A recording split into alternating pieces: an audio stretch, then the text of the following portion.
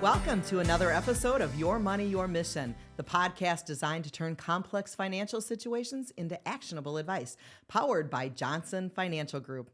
I'm your host, Kelly Mould, and today we are diving into the intricate world of Social Security. With me today is Samantha Guthrie, LPL Financial Advisor and Vice President at Johnson Financial Group Financial Advisors. Samantha recently received her Social Security certification and is going to share with us some of the most critical things to know when preparing to take advantage of that benefit. Also with me today is Marcia Banike. She is Vice President of Private Banking and has assisted many of her clients as retirement becomes a reality.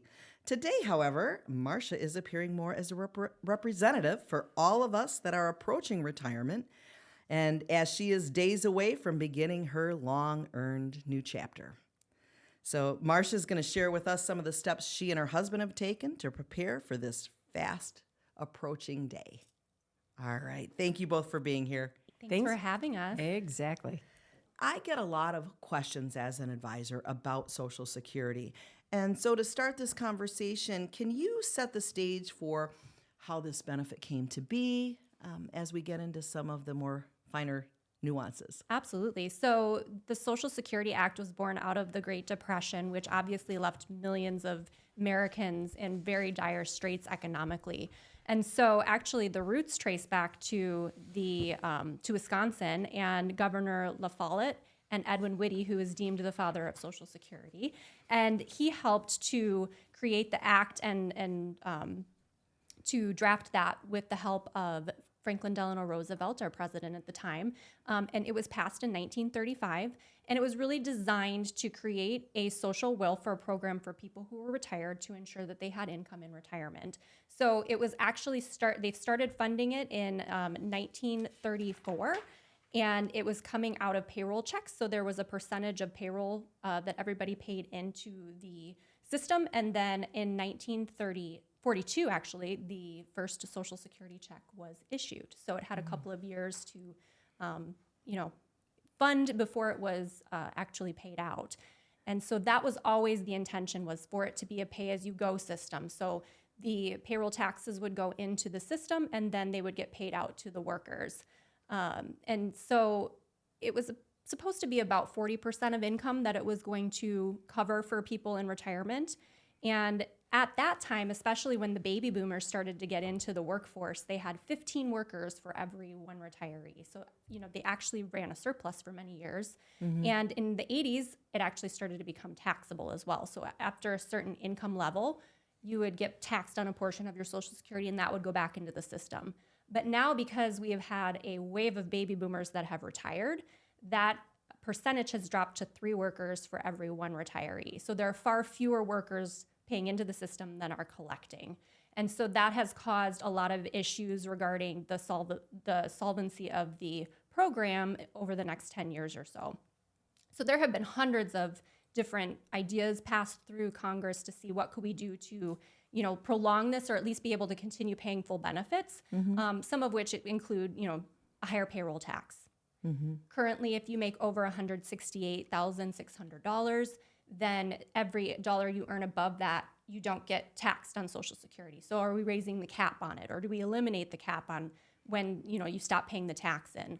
Or do we reduce some of the family and disability benefits that could be paid out of it? Mm-hmm. So there are a lot of different ways that it could be solved. It's just a matter of everyone agreeing on an option, which we know can be a little challenging, right? Yes. But there's not a fear that they don't have to come up with a solution. They still like the idea of providing some supplemental income to retirees. And it was never designed to replace 100% of the income. Never designed to replace 100% of income. So none of this is all that surprising to you, is it, Marcia? Not really. So tell me a little bit about what you thought about as you were preparing for this upcoming retirement and how Social Security plays into that.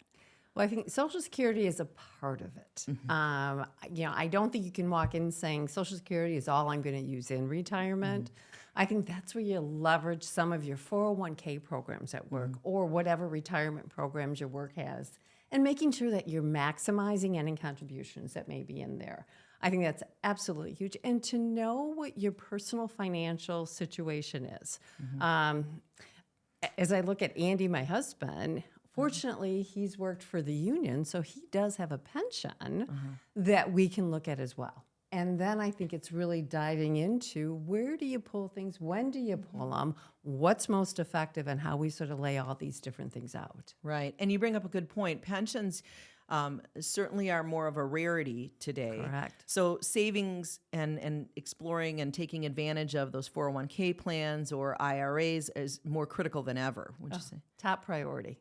So, Samantha, when we think about evaluating Social Security, what in terms of eligibility should we be aware of? Yes, certainly. So there's a lot of confusion around eligibility. Eligibility for Social Security starts at 62. That's the earliest age at which you can take it. A lot of people think it's 65. That's the age at which you can start Medicare. But if you were to take Social Security benefits now at age 62, you would only receive 70% of your full benefit. And that full benefit age has slowly crept up from 66 to now 67. And so at 67, you'd get 100% of your retirement benefit, and then it actually increases 8% per year after that until age 70, at which point it caps out. So there are a lot of different things that you want to think about when you are deciding to enroll in Social Security because of that disparity between the amounts that you would receive. So it's really good to look at it in terms of what other sources of income might there be from 401k plans, pension plans. Is there a way to delay it if you know that you have longevity on your side, especially if you have family members that have lived well into their 80s or 90s? You're cumulatively going to get a much larger benefit if you wait and have that longevity on your side. So But it's really creating a strategy It between is. that and taking advantage of that 8% in the event you can. You have that luxury to do that. Yes. And those kinds of things weighed into your evaluation of this as well? Oh, completely. Completely. Marcia, when you were evaluating that, I know one of the things you had to think about was stepping away from this regular paycheck. Yep. Okay. And now all of a sudden you're not getting the regular income. You talked about evaluating the Social Security and when to take that and what buckets to take money from. What other kinds of things did you do to really evaluate this? I know planning was critical. That's probably one of the biggest things that I look at, not only for myself and my husband, but also for my clients. I think to sit with your team and really develop a solid financial plan is going to be critical. You know, you're now looking at streams that are coming in. You're looking at where your debts are. You're looking at how do I do this and navigate it, and you can see it in black and white. And if I pull from this bucket, here's what it's going to do for my long-term strategy on what I'm trying to accomplish in retirement. And I think that is so key when we're actually trying to figure out what's the best approach and how do we actually survive in retirement and go through that change. And I know both of you have worked with clients and financial plans pretty extensively. And one of the beauties of those is that we can stress those, right? We can create scenarios that allow you to do the what ifs. And we don't have a crystal ball, but it is important to know if there's a major health crisis or even if you want to dream bigger, right? Like, what is it really going to mean to your overall plan? Were those some of the things that you did with yours? It was completely what we did. I mean, to really sit down and dig into the what ifs and what if I did take it. The one thing that I look at for me that I wish I would have done is done it earlier.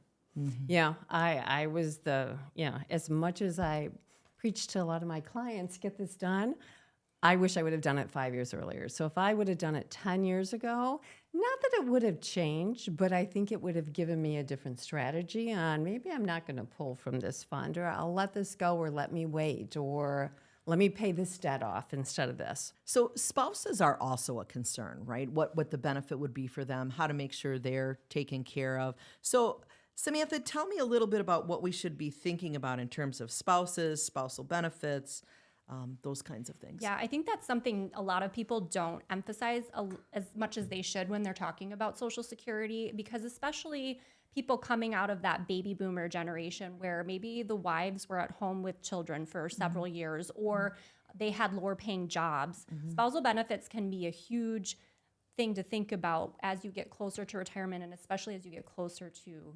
mortality, because typically men were a little bit older than their wives and they don't live as long. So if they have a higher benefit, but they took Social Security at 62, then their wives are not going to get the maximized benefit that they could. So it can have an impact on, survivors that have less income now that their husbands or their wives are retired if one of them had a larger benefit. So it's very important to think about that and maybe delaying it for the pure reason that it's going to be a larger source of income for your loved one once you're gone. So does the loved one get a portion of that original benefit? Yeah, so when you look at spouses, whoever has the higher Social Security amount, if they pass away, the other spouse just they get that amount. So they don't get both amounts or some combination of the two. They get just the higher of the two. Okay. And then there are tax implications we have to think about. There certainly can be. Explain a little bit about that. Yes. So in terms of taxes, that came around in the 1980s. When President Reagan decided that we should start taxing Social Security benefits, and all those taxes go back into the pool to be able to be paid out as benefits. But when you're single, if you make over about $25,000, you could get taxed on up to 50% of your benefit. Over $32,000, it's up to 85% of your benefit. And if you're married, over $34,000, it could be up to 50% of your benefit that could be taxable. And then over $44,000, I believe it is, that up to 85% of your benefit could become taxable. I might have those switched around just a little bit on the amounts, but yeah, so it's definitely something to consider based on all of your sources of income, especially when you're talking about pensions and 401k benefits that are entirely taxable. That's something you want to think about when you're deciding if you should be withholding taxes from your Social Security check as well. So certainly the planning and the money is an important part. But Marcia, as you've started to prepare for your retirement, I know you've had some conversations about other interests and other purposes you might want to engage in, whether that be part-time work or volunteer work. Can you tell me a little bit about what you think about when you explore those options? I do. I think to keep a purpose in your life is so critical. And I look at myself, I've worked for over 50 years. So I think to continue that to some extent is absolutely a huge component for me as I'm looking at what are the next steps and how do I go and how do I still make a difference? Maybe in a little different way than I've done the past 50 years, but how do I still make that difference, not only for other people and other communities, but also for myself? Yeah, retirement for us doesn't necessarily look like it did for our grandparents, does Not it? even It's like, close. and I think a lot about, trying to stay healthy and really plan well because retirement shouldn't just be running to the doctors, right? So it's really thinking about these things and about this purpose. If Marcia were to get a part-time job, say helping us do something, how would that impact her Social Security benefits? It could, depending. I will not ask you how old you are because I'm assuming you started working when you were 10. About right. But that's okay. So that being said, depending on your age, if you're 62 and you start your benefits right away and you're still maintaining a job, then you can make up to $22,320 a year in order to not reduce that Social Security benefit you're receiving. Any dollar that you make over that $22,320, your benefit's going to be reduced $1 for every dollar that you make.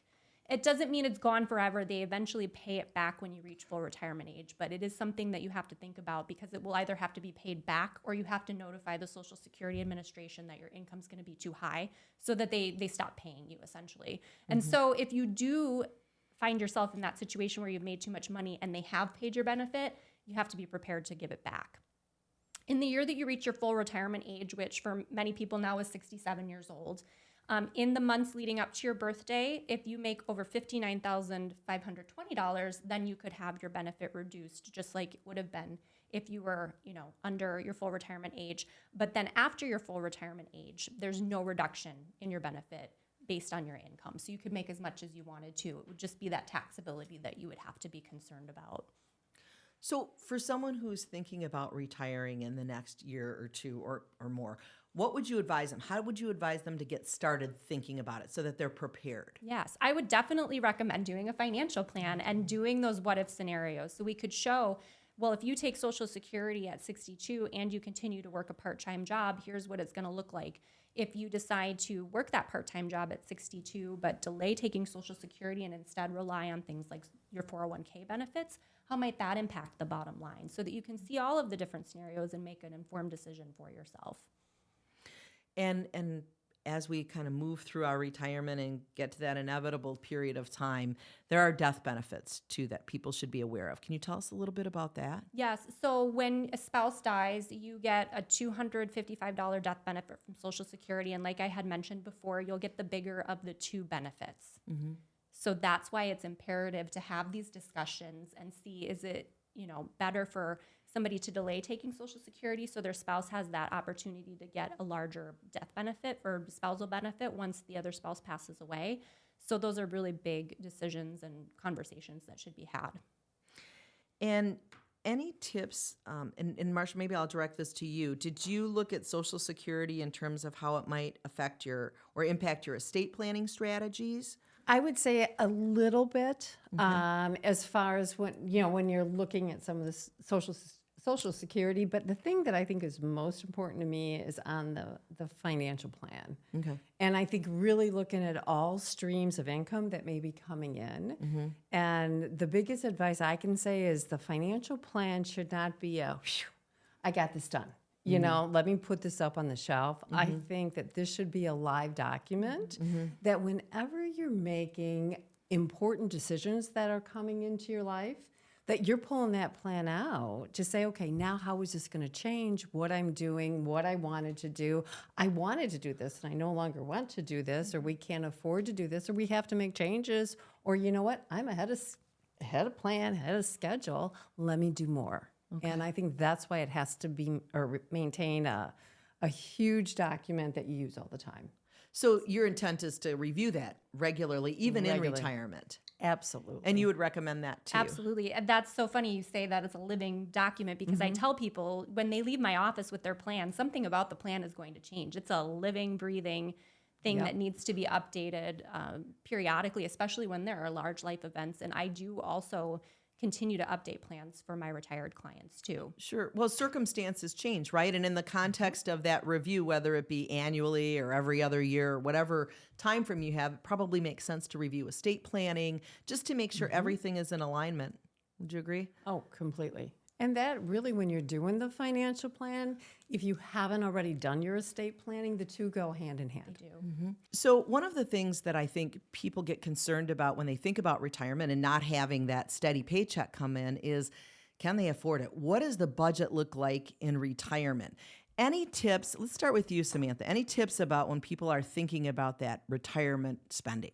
Absolutely. It's very important to consider. And I think what a lot of people assume is that they're going to have less expense needs in retirement, when in fact, it's probably pretty much the same, or it might even be a little bit more, because you have the time to do the things that you enjoy, like traveling, or for men, maybe golfing, these things that have a cost to them. So it's really important to think a little bit about, and it's hard for us to view our future selves, but think, if I had more time, what would I do with it? And if those activities have a cost associated with them, budgeting that in. And so we can really take a look and see, what are you going to need to be comfortable? I know one of your big expenses, Marcia, is those adorable grandchildren. Oh, so what kinds of things did you think about in terms of the budgeting? Well, and I think when you look at the budget too, whether it's travel, whether it's events, I look at even things that we may want to do with budgets for paying off the house or paying off a line of credit. Do I want a car loan? Don't I want a car loan?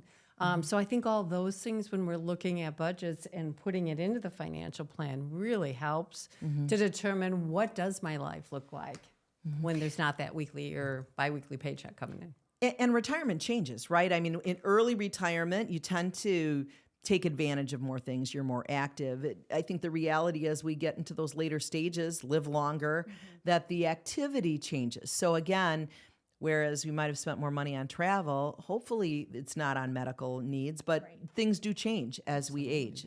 So you looked at that as part of the actual financial plan as well. Absolutely. And in terms of purpose, I know some people don't view that as something that really they should sit down and think about with retirement, but I think it's so important, because especially if you're part of the baby boomer generation, which Miss Marcia and myself are part of, we've defined ourselves so much by the roles that we had in our employment.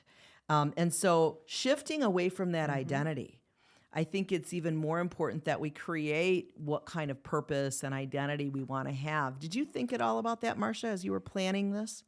I did. As far as looking at what may you want to do, whether it's, you had mentioned volunteering. Do you want to volunteer? Do you want a part-time job? Do you want to create something brand new that you've never done?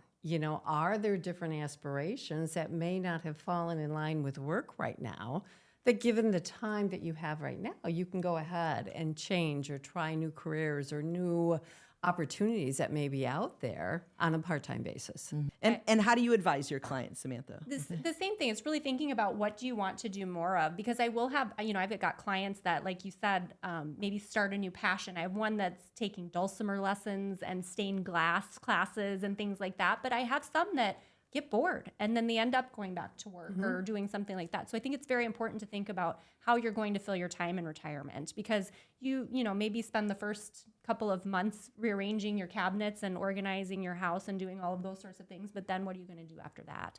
So, Marcia, as you were preparing for this, was there anything that surprised you as you were digging into, checking on the benefits or pulling all of this together? I guess I was surprised by some of the Social Security changes that have come in. Those did surprise me. The other thing was even some of the Medicare that was there.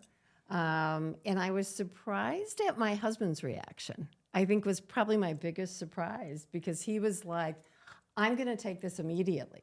I don't care. I'm going to start taking it now. I said, well, first of all, you're working full time, so that doesn't make a whole lot of sense.